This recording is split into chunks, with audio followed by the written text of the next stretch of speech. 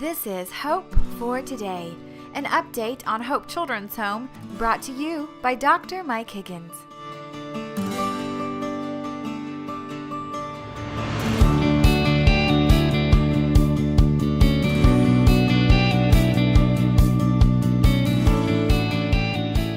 Thank you for joining us today. It's a pleasure to meet with you each week and let you know a little bit about what's going on at Hope Children's Home.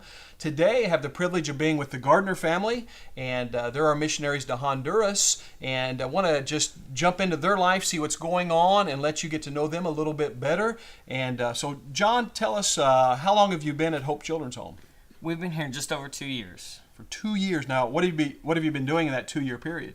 Well, for the first year we were on deputation, and since then we've transitioned into more of a training mode, and we've come back to be house parents in the cottage, and we have 13 children back here that we're caring for. Awesome. Sounds like a full-time job. Yeah. Rochelle, so you and John have been here and your family, your children, for about 2 years. Mm-hmm. And what needs to happen in order for you to actually get on the field of Honduras?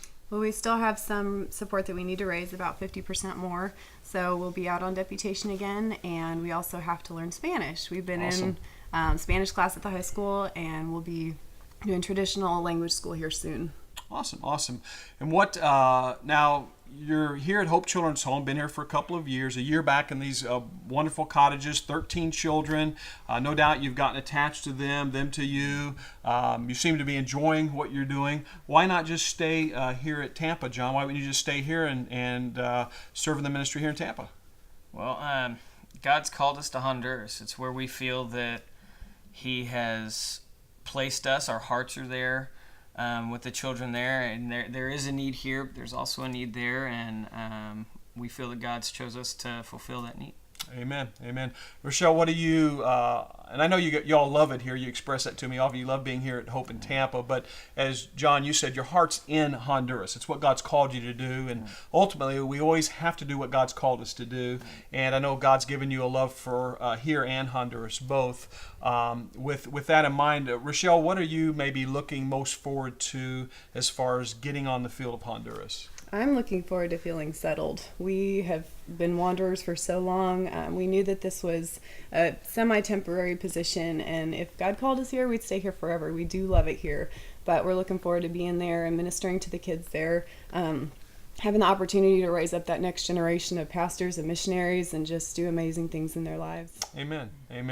Yeah, because John, you and your family, you were in the Air Force and traveled around all over the world, really. Mm-hmm. And then God called you to Hope, and you're able to come to Hope right at that time that the Lord worked out, transitioning from the military to Hope. And so God certainly put all this together, but I can understand that you all have not had roots real deep anywhere since you've been married.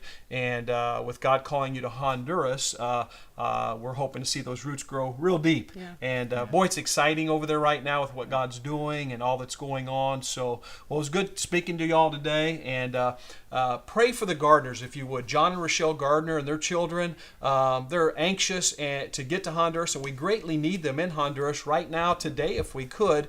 And really just two things that need to happen. One, they need to finish up language school, which is in the process right now.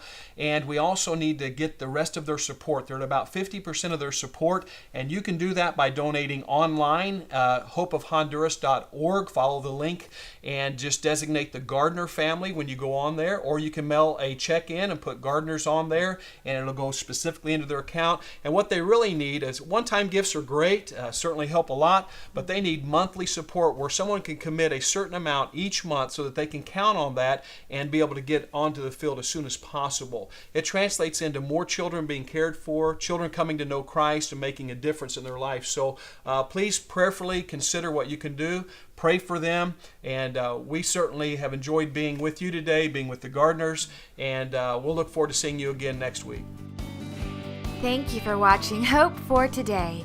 If you would like to learn more about our ministry, please log on to hopechildren'shome.org. Join us next week as we bring you the latest on what's happening at Hope Children's Home.